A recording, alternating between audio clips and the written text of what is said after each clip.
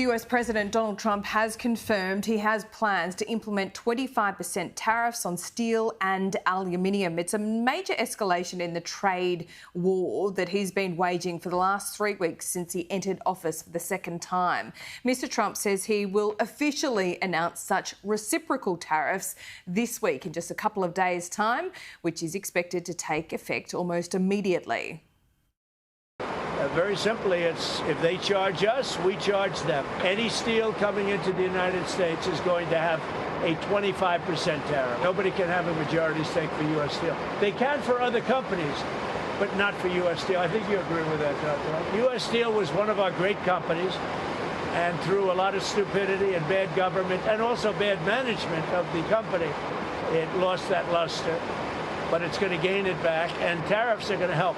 Tariffs are going to make it very successful again. When does it go into effect, sir? Almost immediately, but I'll be announcing the details of it, highly detailed, and it'll be great for everybody, including the other countries. But if they are charging us 130% and we're charging them nothing, it's not going to stay that way. This is on every country? Every country will be reciprocal, that's right. Every country.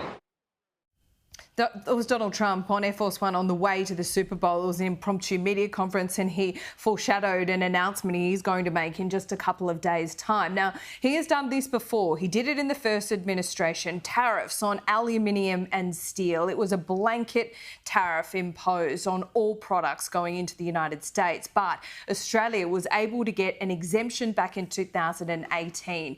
We've got a couple of things going for us. The fact that we run a trade deficit with the United States and also our strong military ties. Now we have AUKUS, and at the time, Joe Hockey was in Washington. He was the ambassador and he was able to speak directly to the administration and point out these issues. And then we got that exemption. It's a different thing now.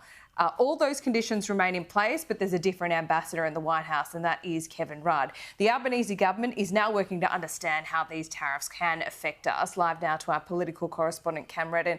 Cam, this carve-out happened back in 2018. As I say, the conditions are largely the same. So the argument is there. How worried is Labor?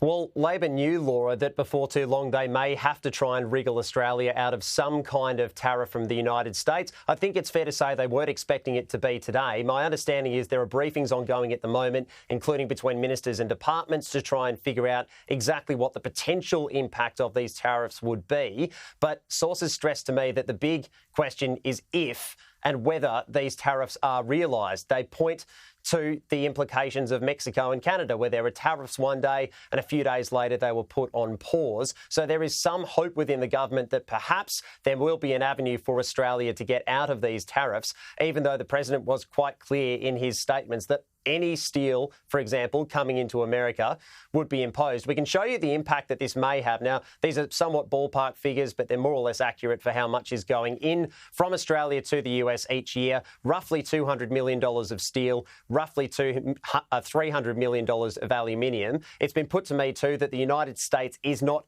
our largest export market for these products, that Japan and China, for example, we send many multitudes of that steel and aluminium into other countries than we do to the US. But if realised, these would have a significant impact on Australia. And the coalition is now calling this a test for Labor in how it can deal with the Trump administration, noting the success found in 2018. Joe Hockey played a crucial role as the US ambassador there when he was dealing with the Trump administration at the time to get tariffs off Australia and to get a carve-out.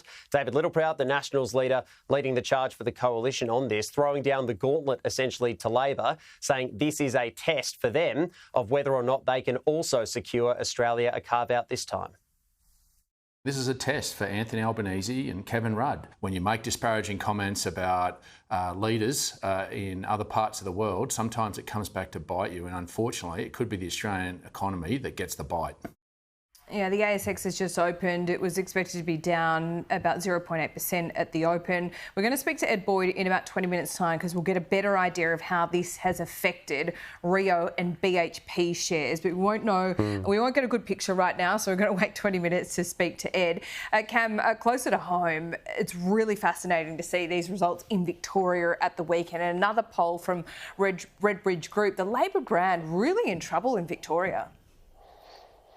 Yeah, in Victoria, and we know in the West as well, Laura, there's an expectation that Labor will cop a bit of heat when it comes to the federal polling and federal voting later in the year. But we do have a real-world litmus test from over the weekend. We can show you some of the Labor seats, particularly in this outer suburban ring of Melbourne, where the government and certainly the coalition will be focusing their efforts over the weeks ahead. Werribee, the seat, the state seat where Labor copped a whack, 17%, their primary vote fell. That's in the Melbourne southwest, so you can see the seats like Hawke, Corangamite, McEwen is another one that the coalition is interested in, and where they believe there is fertile ground to pick up seats at the election and try and forge a path to government. It really needs to do that if the coalition is to return to office. In tandem with those results from the weekend is new polling released today from Redbridge. It goes through a number of voter cohorts. Now, this is national, keep in mind, not just for Victoria, but you can see that outer suburban, the outer metro problem for the government in this polling, Laura. Look at the disparity. Yes, Labor might lead in the city areas,